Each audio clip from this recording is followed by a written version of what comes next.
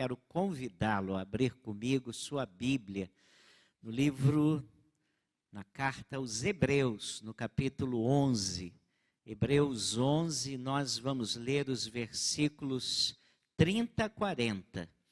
Hebreus 11, e vamos ler a partir do versículo 30, esses últimos 10 versículos do capítulo da fé da Bíblia. Olha aí para o lado, veja se perto de você está alguém sem Bíblia. Ofereça a sua Bíblia. Se você tem Bíblia no celular, acesse a sua Bíblia em Hebreus 11. E nós vamos fazer a leitura a partir do versículo 30.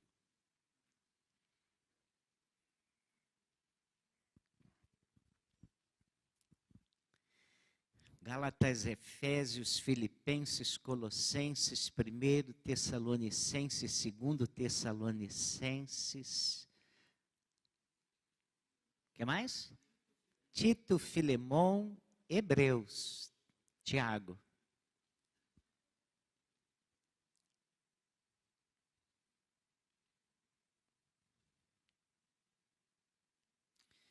Diz assim a palavra de Deus, acompanhe com a sua versão. Pela fé, os muros de Jericó caíram, depois de rodeados por 7 dias. Pela fé, a prostituta Raabe não morreu com os desobedientes, pois acolheu em paz os espias. O que mais direi? Pois me faltará tempo se eu falar de Gideão, de Baraque, de Sansão, de Jefté, de Davi, de Samuel e 2 profetas. Estes, por meio da fé, venceram reinos, praticaram a justiça, alcançaram promessas, fecharam a boca de leões, apagaram a força do fogo, escaparam ao fio da espada, da fraqueza tiraram força, tornaram-se poderosos na guerra, puseram em fuga exércitos estrangeiros. Algumas mulheres receberam pela ressurreição os seus mortos. Alguns foram torturados e não aceitaram ser livrados para alcançar uma melhor ressurreição. E outros experimentaram zombaria e espancamentos, correntes e prisões. Foram apedrejados e provados, cerrados ao meio, morreram ao fio da espada, andaram vestidos de peles de ovelhas e de cabras, necessitados, aflitos e maltratados. O mundo não era digno dessas pessoas. Andaram vagando por desertos e montes, por cavernas e buracos da terra. E todos eles, embora recebendo bom testemunho pela fé, não obtiveram a promessa, visto que Deus havia providenciado algo melhor a nosso respeito, para que, sem nós, eles não fossem aperfeiçoados. Queira Deus abençoar a sua palavra. Deixe a sua Bíblia aberta. Irmãos, esse é o capítulo da fé. Todo capítulo é muito rico em nos falar sobre esse assunto, mas eu gostaria de usar esses versículos para ficar com 2 ideias importantes. Sabe, a Bíblia inteira nos fala sobre a fé como algo que nos leva a patamares que normalmente nós não somos capazes de experimentar. Mas quando eu falo fé, eu quero defini-la, irmãos, porque nós podemos pensar que nós estamos falando em fé na fé. E eu quero falar que não é fé na fé. Na Bíblia, a fé tem um objeto, é fé em Deus. Jesus afirmava categoricamente: crede em Deus, crede também em mim. Na casa de meu pai há muitas moradas, se não fora, eu vou-lhe teria dito, vou preparar-vos lugar. Então, quando a Bíblia está falando em fé, ela está falando na fé no Pai, no Filho e no Espírito Santo. Então, é esta fé que vai nos fazer desembocar no trono de Deus. E se a sua vida estiver conectada a essa fé no Pai, no Filho, no Espírito, se ela não estiver conectada, a sua fé não vai valer absolutamente nada. E não tenho medo de dizer isso para você. A gente que tem fé em coisas absolutamente equivocadas. Lá no interior de Minas, muitos anos atrás, havia uma enorme quantidade de infecções estomacais em crianças. E ninguém sabia de onde vinham essas enfermidades, essas infecções. E de repente vinha uma enfermidade sobre uma criança, ela chorava, chorava, chorava. Ninguém conseguia conter o choro daquela criança e depois ela morria. Estudos posteriores mostraram que os pais daquelas crianças, as mães, numa tradição que vinha de gerações passadas, pegavam o esterco de vacas e colocavam no umbigo da criança para que o umbigo cicatrizasse mais rápido. Então as crianças contraíam enfermidades por causa da fé que os pais tinham de que colocando esterco no umbigo da criança, aquilo cicatrizaria mais rapidamente. Mas você conhece, nós vemos, nós sabemos. Lá na Índia, há pessoas que adoram ratos, lagartixas, vacas, animais. Eles realmente creem que aqueles animais são sagrados e vão trazer bênçãos para elas. Então eu não estou falando disso, eu estou falando de fé em Jesus. Mas ao mesmo tempo eu quero afirmar que esta fé tem um profundo poder de mudar a nossa história. E quando você crê em Deus e passa a viver crendo com fé, essa fé é capaz de mudar a sua mente, o seu coração, a sua história, as suas emoções, a sua percepção de vida. Porque essa fé é capacitadora, ela traz vida para aqueles que creem no Senhor. Deixa eu usar um termo mais pós-moderno. Essa fé faz um tremendo buraco na nossa alma. Então eu queria pensar com vocês sobre duas coisas que esse texto nos ensina. Esse texto é um texto maravilhoso, nos fala muitas coisas e nos dá exemplo de pessoas extraordinárias. Mas eu quero ficar apenas com duas ideias. E ele está falando que algumas pessoas foram vitoriosas com essa fé. Mas no versículo 33, ele diz assim, no versículo 33, estes, por meio da fé, venceram reinos, praticaram a justiça, alcançaram promessas, fecharam a boca de leões. E a primeira coisa que eu quero destacar é o versículo 30. Olha aí para a sua Bíblia. Pela fé, os muros de Jericó caíram depois de rodeados por 7 dias. Você se lembra de como a Bíblia relata esse episódio? Quando a gente estuda esse texto, a gente vê que a cena é absolutamente patética e estranha. Pois Deus chega para os seus filhos, para o seu povo, um povo nômade, um povo que está a caminho da terra prometida. Eu quero que vocês, agora que chegaram em Jericó, vocês rodeiem a cidade. E a Bíblia nos fala que a cidade estava rigorosamente fechada. E quando a gente está falando em muralhas, a gente está falando em muralhas de 2, 3 metros, 4 metros de largura. Não é aquele murinho que você faz na sua casa, não. Não é aquele muro que você faz e coloca num lote vazio. Eram muros feitos para proteger uma cidade. E Deus chega para Gideão e diz: vocês vão rodear essa cidade por 7 dias.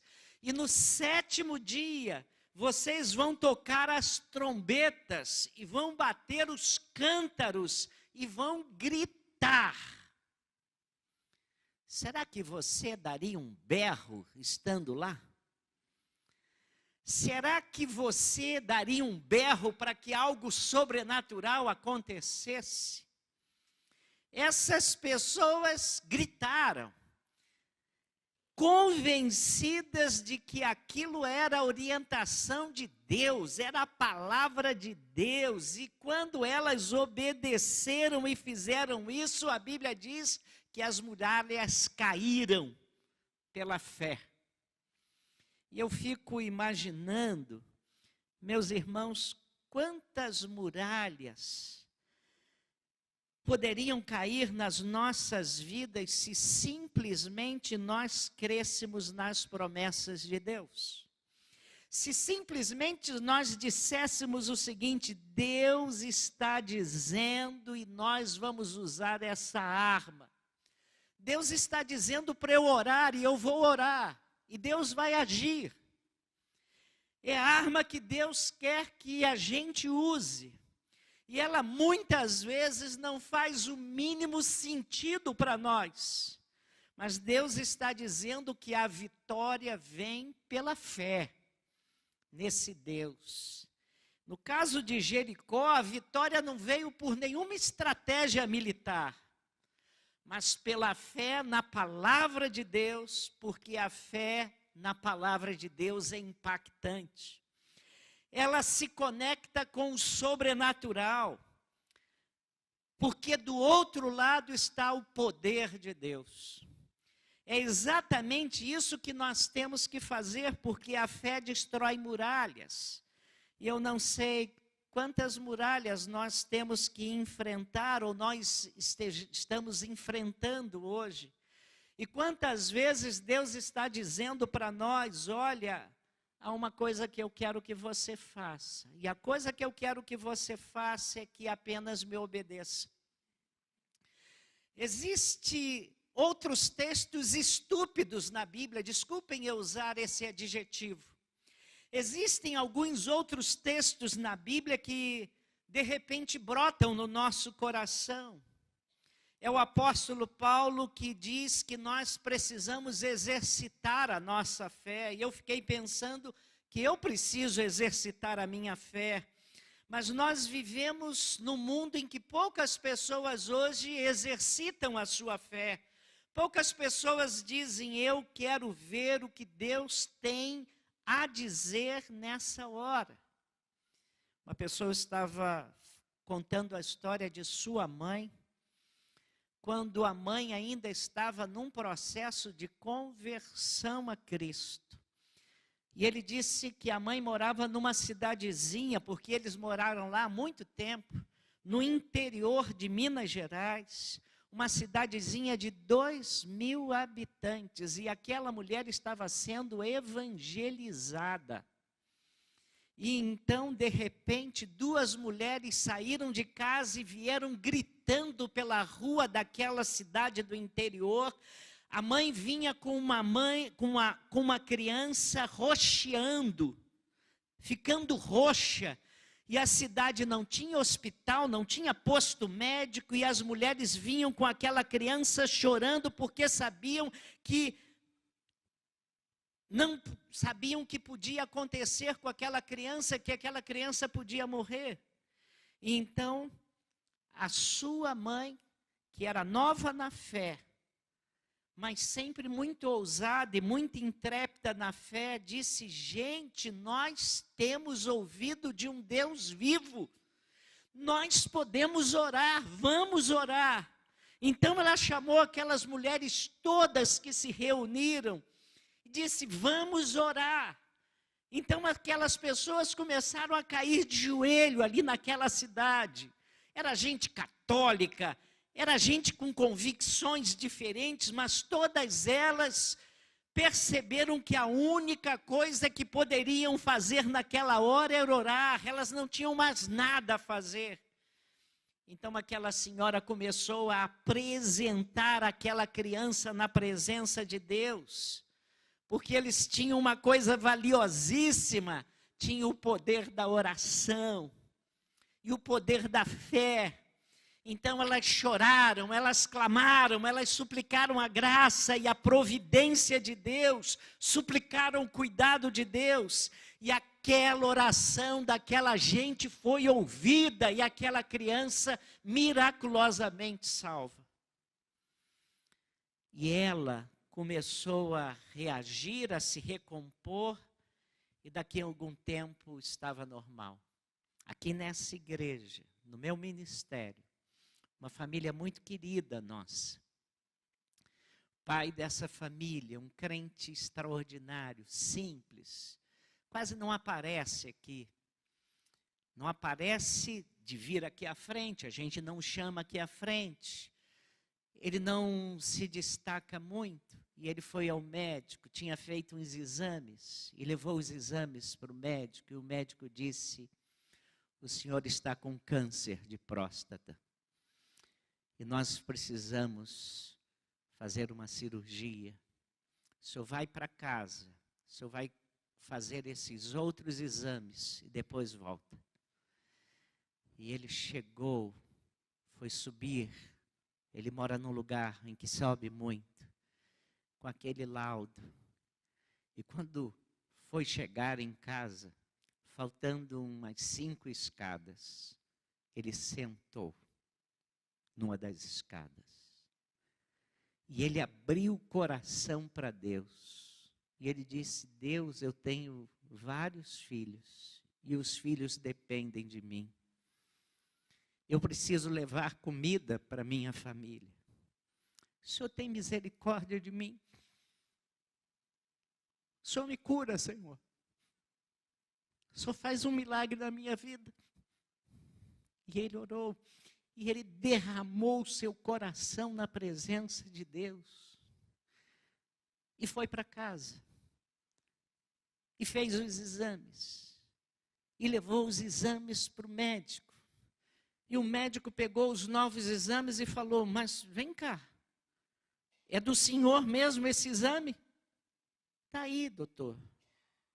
O senhor não tem mais nada. E ele chegou na nossa reunião de oração há muitos anos atrás, numa terça-feira, e nos contou essa história. Louvado seja Deus. Hoje nós temos médicos, hospitais e tanta coisa. E a gente é tendencioso a crer mais no poder dos homens do que no poder de Deus. Muitas vezes na vida nós vamos ter muralhas diante de nós e nós precisamos exercitar a nossa fé. Quando Moisés e o povo estavam diante do mar e o exército de Faraó vinha ao seu encalço, e eles não tinham armas, eles não tinham nada, era um bando de ex-escravos e o exército mais poderoso do mundo vinha atrás deles. Deus deu uma ordem a Moisés: marche. Deus não abriu o mar e depois disse: agora marche. Deus fez o seguinte: marchem. E depois que eles começaram a marchar, é que ele abriu o mar. Não é interessante isso? Às vezes a gente lê a Bíblia tantas vezes e não para pensar. Marche. Ele não abriu o mar. Vá, Moisés, porque agora está tudo ok, e o mar fechado. Que doideira. Ele literalmente disse: diga ao povo que marche. E quando Moisés tocou o mar se abriu. Pela fé, os muros de Jericó caíram. Quantas muralhas da nossa vida poderiam ser destruídas se simplesmente crêssemos nas promessas de Deus? Se simplesmente disséssemos, Deus está dizendo isso e nós vamos usar essa arma. É a arma da fé, é a arma da oração, que algumas vezes não faz nenhum sentido para nós. Mas Deus está dizendo que nós devemos usar essas armas sim. Qual é a muralha da sua vida hoje, meu irmão? Eu creio que uma das maiores muralhas da nossa vida chama-se incredulidade. O nosso maior problema é a nossa incredulidade. Nós cremos pouco no poder do Evangelho para transformar a nossa família, para transformar a nossa mente e o nosso coração. Muita gente no pecado, muita gente com vida espiritual pobre, que nunca ora, nunca cai de joelhos e nunca diz, Deus tem misericórdia de mim e transforma a minha vida, Senhor. Meus queridos irmãos, nós estamos diante da palavra de Deus que pode mudar a nossa história. E porque vivemos como se essa palavra não tivesse efeito nenhum sobre nós. Quantas vezes vivemos momentos terríveis na vida, sem direção. E eu tenho aprendido a fazer uma coisa muito tola. É aquela pessoa que vem muitas vezes conversar comigo e diz dos desacertos da sua vida, e fala das suas preocupações, dos seus problemas gravíssimos. E eu muitas vezes me surpreendo dizendo, mas você já tentou orar sobre isso? Você já orou sobre isso? Você já entregou isso na mão de Deus? Você já pediu uma solução de Deus para isso? E às vezes, irmãos, parece que eu sou um tolo. Porque eu estou dizendo para a pessoa, diante de um problema monstruoso, que ela pode orar e que Deus pode ouvir a sua oração. Eu tenho visto que nós sequer pedimos a direção de Deus para a nossa vida. Pedimos a direção de Deus quando vamos sair de casa. A nossa vida vai aos trancos e barrancos e nós estamos sendo atropelados e nós não oramos e não agimos com fé. A Bíblia diz que a fé destruiu as muralhas de Jericó e isso se tornou um marco para o povo de Deus. A Bíblia diz também que pela fé Raabe, a meretriz, não morreu com os desobedientes, mas foi acolhida em paz pelos espias. É o que a Bíblia está dizendo, nós também precisamos exercitar a fé nesse Deus poderoso, no Pai, no Filho e no Espírito Santo. Exercitar a fé também na área financeira, irmãos. Quantas vezes eu encontro pessoas que não conseguem contribuir para a causa do Senhor, não conseguem trazer seus dízimos e ofertas, dizem, não vai dar não. E é interessante que não dá mesmo, não. Porque a Bíblia tem uma matemática bem estranha, ela diz o seguinte, que se você for viver com 100% do seu salário, se dizendo crente em Cristo, não vai dar, mas 90% dão e sobram. Eu não entendo muito bem essa matemática, irmãos, mas é isso que a Bíblia nos ensina. E muitas vezes a gente está vivendo uma situação complexa com as nossas finanças, desacertos, e nós não conseguimos ter vitórias. Nós somos pessoas com grandes riquezas nas mãos, mas vivemos espiritualmente pobres. E é isso que a Bíblia está também nos ensinando, meus irmãos. Houve uma época na minha vida em que era tão desafiador que eu falava para a Jane assim, vamos colocar no papel. E ela disse, Renato, não ponha no papel. Porque no papel vai dar em vermelho. Mas quando chegava o final do mês, estava no azul. Irmãos, não é que eu seja melhor que ninguém, não. Mas Deus é poderoso. E Deus é surpreendente. Agora olha outro princípio, o segundo, que eu quero que a gente se debruce aqui, versículo 34. Pela fé, apagaram a força do fogo, escaparam ao fio da espada, da fraqueza tiraram força, tornaram-se poderosos em guerra, puseram em fuga exércitos estrangeiros. Eu queria pensar numa frase aqui, da fraqueza tiraram força. Sabe por que eu quero realçar essa frase aqui? Porque ela é absolutamente ridícula. É isso mesmo. Da fraqueza tiraram força. Irmãos, eu gosto de tirar força de quem é forte. Eu quero tirar força de quem tem força. Esse negócio de tirar força da fraqueza, desculpa eu dizer, o meu coração tem a tendência de dizer, estou fora.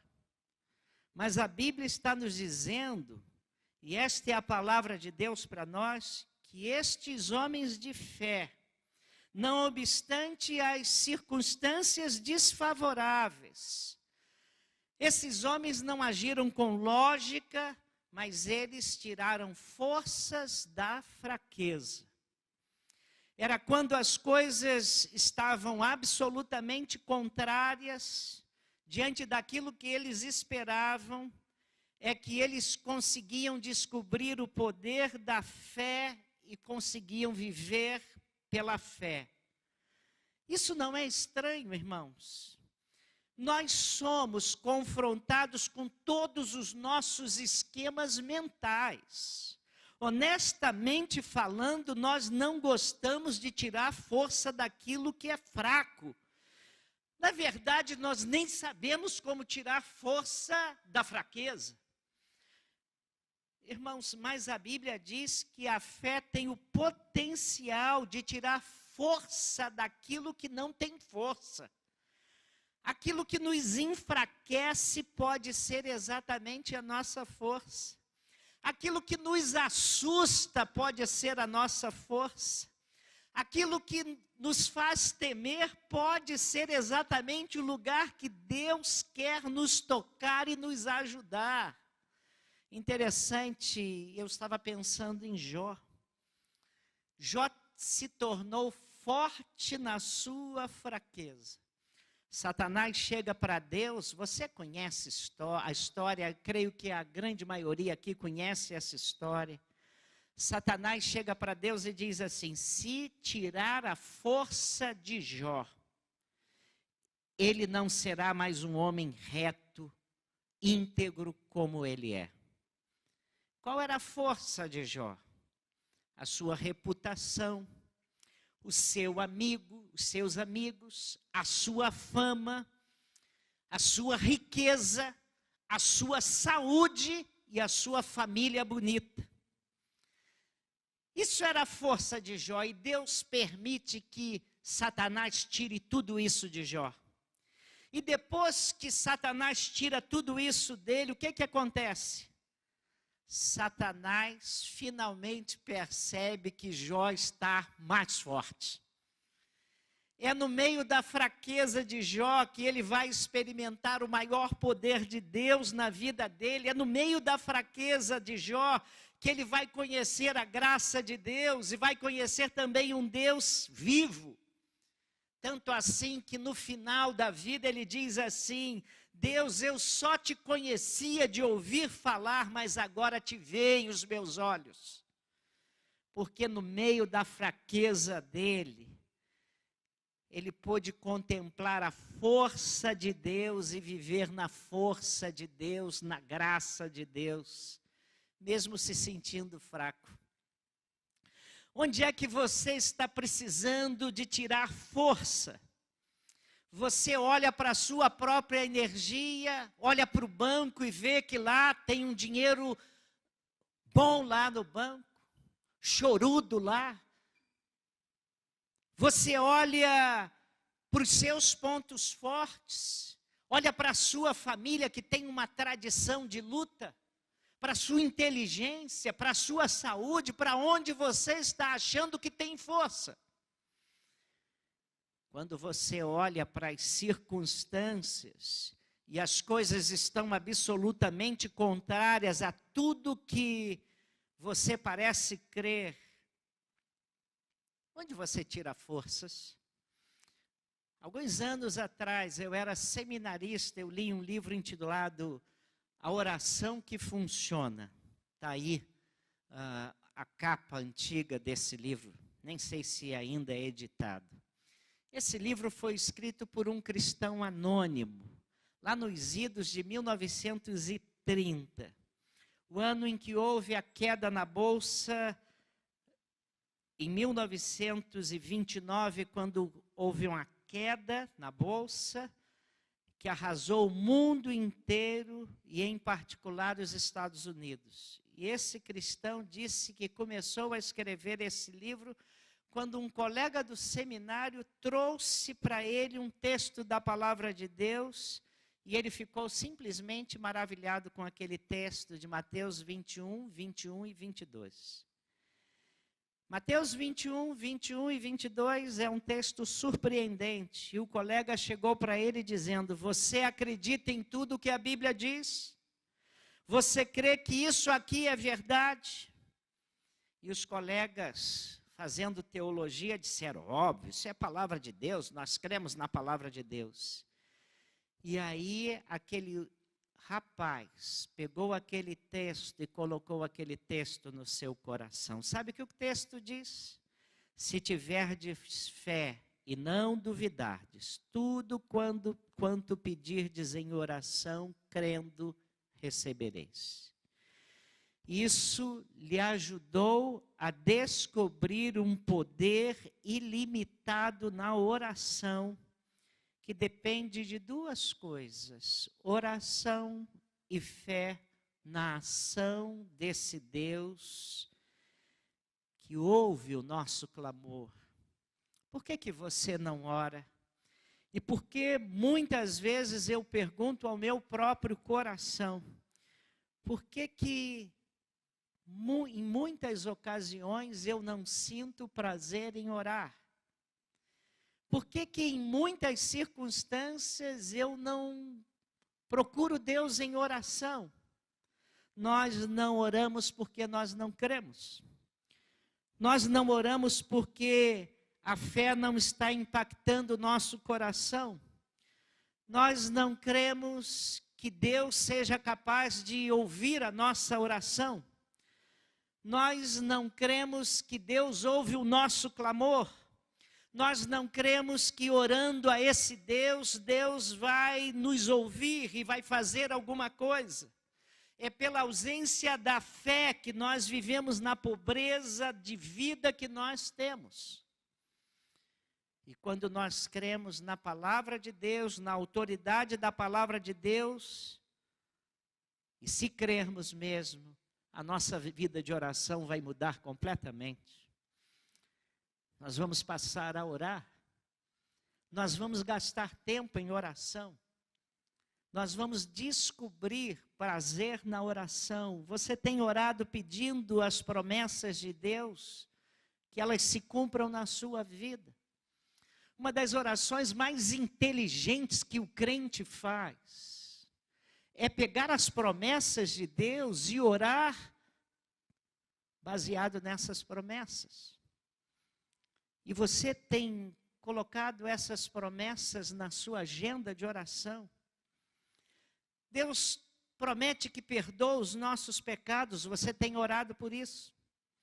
Deus promete nos dar um coração inabalável, e você morrendo de ansiedade todo dia, por qualquer coisinha. Deus nos promete uma fé sincera, de uma consciência pura. Você tem orado por isso? Você tem orado o cumprimento dessas promessas na sua vida, meu irmão? Quantas promessas Deus tem para nós, queridos irmãos? E esses homens das Escrituras Sagradas, iguais a nós, com o mesmo estofo que nosso, eles tiraram das suas fraquezas forças. Quem sabe a sua fraqueza, essa fraqueza espiritual, essa sua anemia de alma, seja exatamente para que você experimente Deus de uma maneira rica e preciosa, como você nunca experimentou. Vi um pastor presbiteriano, eu acho que ele era presbiteriano, eu não tenho certeza. E num dos seus livros, pastor Miguel Riso Júnior, num dos seus livros, ele conta uma história acontecida no interior do estado brasileiro. Havia ali um lote de onde foi erguida a prefeitura, o prédio da prefeitura da cidade, sobre uma pedra imensa. No início, eles quiseram retirar aquela pedra, mas ela era muito grande e o custo sairia muito caro. Eles deixaram a pedra lá e construíram. Então, resolveram deixar a pedra lá e a pedra com o tempo até se tornou a atração ornamental da cidade. Só que ao lado da pedra vivia sempre um rapaz pedindo esmola. Era um mendigo bem conhecido na cidade. E aquele era o ponto dele. E ele ficou ali anos a fio. E depois a prefeitura resolveu alargar a sua estrutura. E então eles resolveram, já com recursos, tirar aquela grande pedra. E quando eles foram tirar aquela grande pedra, eles ficaram surpresos, porque no lugar em que aquele mendigo ficava sentado havia um tesouro. Era o lugar onde haviam escondido pessoas, tempos atrás, joias e pedras preciosas. E aquele mendigo, durante anos, literalmente esteve assentado anos a fio sobre um tesouro. Eu fico pensando que essa é a nossa situação. Quantas vezes nós estamos mendigando bênçãos, mendigando vida, mendigando graça, mendigando e vivendo uma vida pobre, sem valor, sem sentido. E Deus tem coisas bonitas, poderosas e preciosas para nós. Então, meus irmãos, quem sabe nós não precisamos começar as nossas orações dizendo: Senhor, eu preciso de fé. Senhor, a minha fé é ridícula. Senhor, eu não tenho vivido por fé. Alguns anos atrás, um seminarista ficava na casa de um casal da igreja. E um dia eles estavam orando e esse seminarista disse o seguinte: gente, nós precisamos orar para Deus nos usar. E a irmãzinha ali daquela casa disse o seguinte: não, eu acho que nós devíamos orar diferente. Em vez de orar para que Deus nos use, quem sabe a gente ora para que a gente seja usável. Está entendendo? Está entendendo? Em vez de a gente usar, Deus nos use, a gente orar: Deus, que eu seja usável. E ele disse que aquilo fez toda a diferença na maneira dele orar. Porque nós queremos que Deus nos use, mas às vezes nós não somos usáveis. Nós não deixamos que Deus nos use como um instrumento dócil na mão dele. E se nós não formos quebrantados, Deus não pode nos usar. Que a nossa oração seja: Deus, eu não tenho fé. Deus, a minha fé é muito fraca, Deus. Mas o Senhor disse que se pedirmos fé, o Senhor vai nos dar. O Senhor disse que se nós clamarmos ao Senhor, o Senhor encharcaria o nosso coração de fé, Senhor. Eu preciso de fé, mas eu não sei de onde tirar essa fé. Eu tenho tantas muralhas, debilidades na vida, eu preciso vencê-los, mas eu não consigo crer nas tuas promessas. Eu não consigo crer naquilo que o Senhor tem para mim. Então, meus queridos, nessa noite o Senhor está me incomodando, porque eu queria muito que você orasse. Eu quero orar por isso, para que Deus abrisse o meu e o seu coração para termos fé. Quem sabe a sua oração vai ser uma oração bem frágil, não importa. Não se impressione com isso, não. Se a sua oração for fraca, é fraca mesmo, mas Deus ouve o nosso coração. Há uma oração na Bíblia que pode ser um exemplo para todos nós. Um homem tinha um filho possesso, e ele trouxe aquele filho para que os apóstolos o libertassem. Os apóstolos não conseguiram, e aí as pessoas começaram a rodear e a indagar, e a perguntar, e juntou um monte de gente ali, até que Jesus se aproxima e pergunta o que estava acontecendo. E o pai daquele menino chega para Jesus e diz: meu filho está possesso de um espírito maligno que joga o meu filho na água e em todo lugar. Eu pedi aos seus discípulos que eles o expulsassem, mas eles não conseguiram.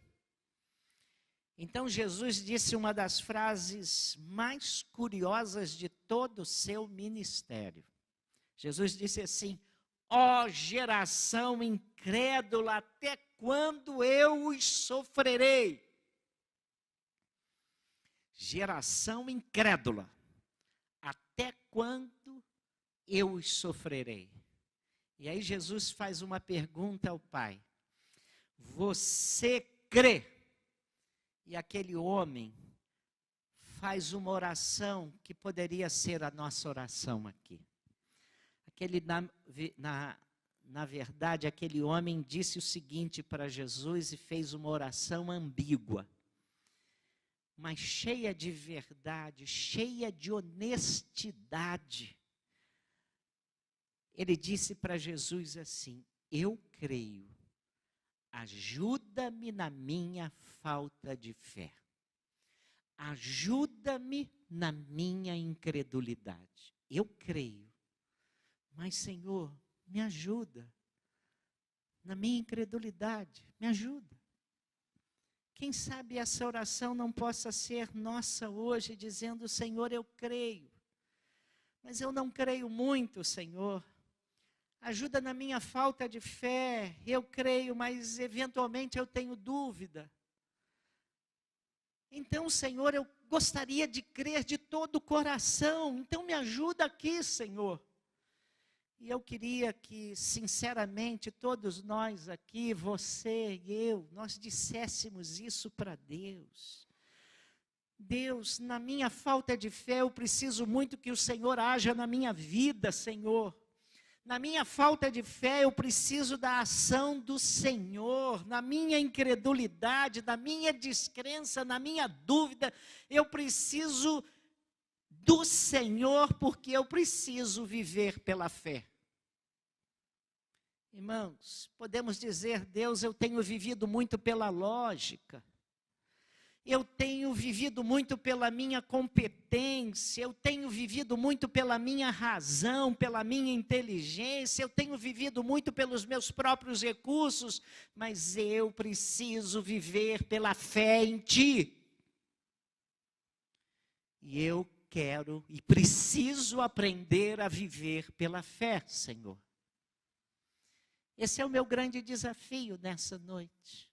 Lendo esse bendito texto da palavra de Deus, pela fé as muralhas foram caídas. Pela fé eles tiraram força da sua fraqueza. Eu estou falando isso porque eu sei que você é tão fraco quanto eu. Se eu fosse forte, eu não pregava isso, irmãos. Se eu fosse o pastor que os irmãos pensam que eu sou, eu não pregava isso. mas eu me conheço e eu sei que eu preciso disso. E preciso do Senhor, e preciso dessa fé para continuar a minha marcha. Essa igreja precisa de crentes com fé. Crentes assim. E se marcharmos assim, vamos tirar forças da fraqueza e vamos ver muralhas caindo. Você quer orar comigo? Quer? Baixe sua cabeça. Pai, nós precisamos muito, Senhor, da Tua graça operando em nós. Desejamos muito experimentar as riquezas que vêm do trono da Tua graça. E nós reconhecemos, ó Pai, as nossas limitações. E reconhecemos que temos experimentado também pouco poder espiritual. Precisamos da riqueza insondável que vem de Cristo, da capacitação que vem do Espírito Santo. E com a nossa fé tão fraquinha, tão débil, nós clamamos, Senhor, Senhor, dá-nos uma fé robusta, Senhor. Que o Senhor nos santifique aqui nessa noite. A cada irmão e cada irmã que está aqui, a cada um que está pedindo ao Senhor que renove a sua fé e que o Senhor frutifique em nossos corações e que o Senhor faça uma obra maravilhosa com a nossa fraqueza e da nossa fraqueza, com fé no Senhor, na palavra do Senhor, obedientes ao Senhor, vejamos as manifestações do Teu poder, da Tua força, muralhas caiam, pessoas sejam transformadas, vidas regeneradas. Deus, nós cremos que isso pode acontecer e pela fé clamamos que a começar em mim, o Senhor mova os nossos corações e faça uma obra que engrandeça o Teu nome. Em nome de Jesus oramos. Amém.